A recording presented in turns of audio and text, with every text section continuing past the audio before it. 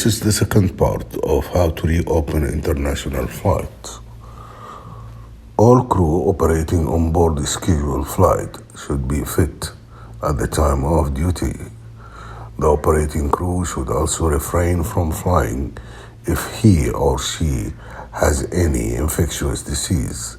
Red flags include cough, fever, shortness of breath, which might be a threat to the health of others.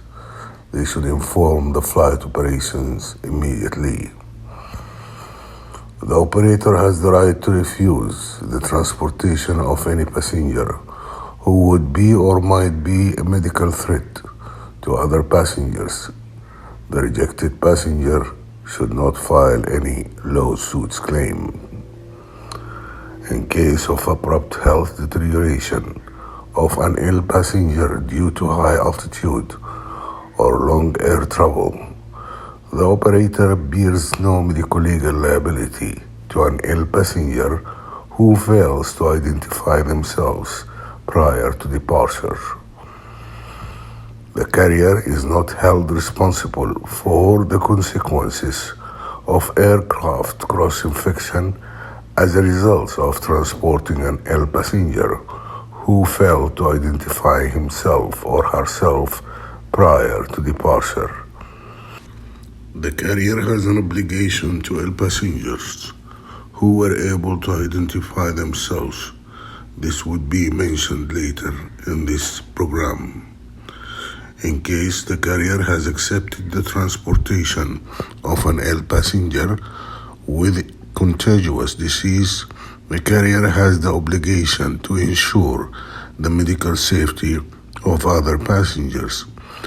In case the carrier has boarded an ill passenger with identified communicable disease, then all carrier employees should maintain and implement all company standards to enhance the medical safety of other passengers.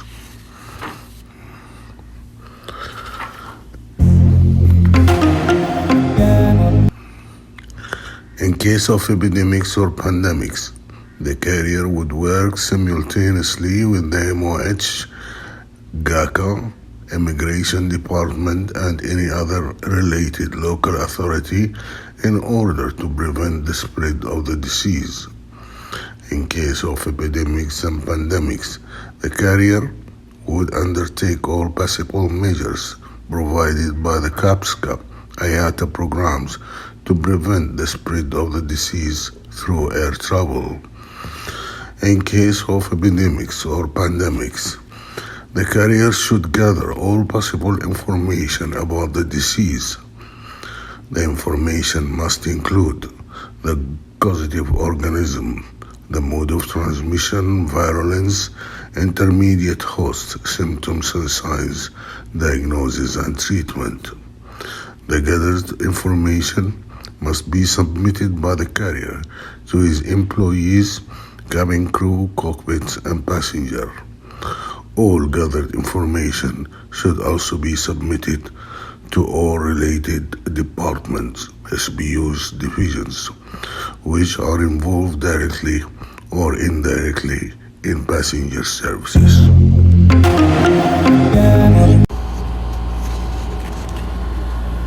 يجب أن يكون جميع أفراد الطاقم العاملين على متن الرحلة المجدولة لائقين في وقت العمل. يجب على الطاقم أيضا الامتناع عن الطيران إذا كان أحدهم لديه سعال، ضيق في التنفس، أو ارتفاع في درجة الحرارة، والتي قد تشكل تهديدا لصحة الآخرين.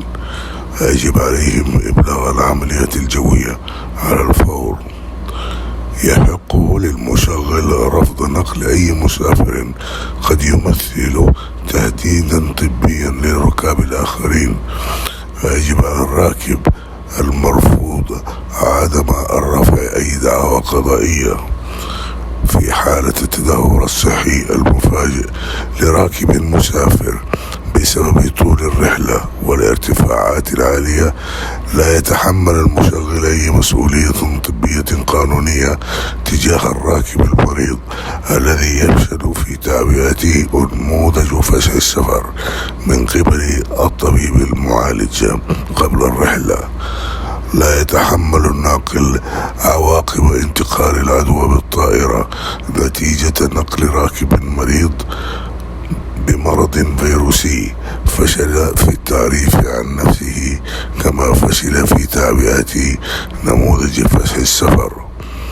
في حالة قيام الناقل بتصعيد مسافر مريض بمرض معد على متن الرحلة، فيجب على جميع موظفي الناقل الحفاظ على جميع معايير الشركة وتنفيذها لتعزيز السلامة الطبية للركاب الآخرين حسب إجراءات كاسبكا آياتا في جون 2012.